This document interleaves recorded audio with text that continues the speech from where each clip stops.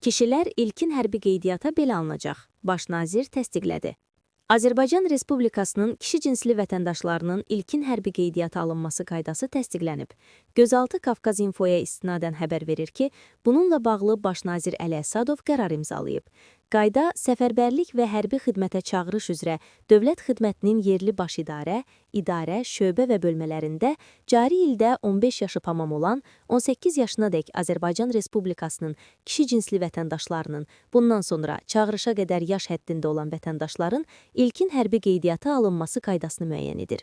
Çağırışa qədər yaş həddində olan vətəndaşların xidmətin strukturuna daxil olan qurumlarda ilkin hərbi qeydiyyata alınması, onların müddətli həqiqi hərbi xidmətə yararlılığının ilkin olaraq müəyyən olunması, hərbi xidmətə müvəqqəti yararsız hesab edilmiş şəxslərin müalicəsinin təşkil edilməsi və müddətli həqiqi hərbi xidmətə çağırış resursunun formalaşdırılması məqsədi ilə həyata keçirilir. Çağırışa qədər yaş həddində olan vətəndaşların ilkin hərbi qeydiyyata alınması, hərbi vəzifə ilə bağlı öhdəliyin yerinə yetirilməsidir. Hər il yanvar-may ayları ərzində həmin il 15 yaşı tamam olan Azərbaycan Respublikasının kişi cinsli vətəndaşları yaşayış və ya olduğu yer üzrə xidmətin strukturuna daxil olan qurumlarda bu qaydaya uyğun ilkin hərbi qeydiyyata alınmalıdırlar. Çağırışa qədər yaş həddində olan vətəndaşların ilkin hərbi qeydiyyata alınması aşağıdakı sənədlər əsasında həyata keçirilir.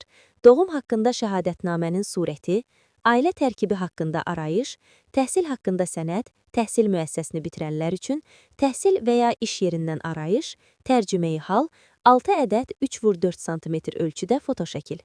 Göstərilən sənədlərin elektron hökumət informasiya sistemi EHİS vasitəsilə müvafiq dövlət orqanından, qurumundan əldə edilməsi mümkün olduqda, həmin sənədlər vətəndaşdan tələb edilmir. Belə sənədlərin EHİS vasitəsilə əldə edilməsi mümkün olmadığı hallarda, onların təqdim edilməsi vətəndaşın razılığı ilə sorğu əsasında müvafiq dövlət orqanından, qurumundan tələb olunur və ya vətəndaş tərəfindən təmin edilir. Gündəlik hadisələrdən xəbərdar olmaq üçün bizi izləyin. Söz altında yox, göz altıda qalın.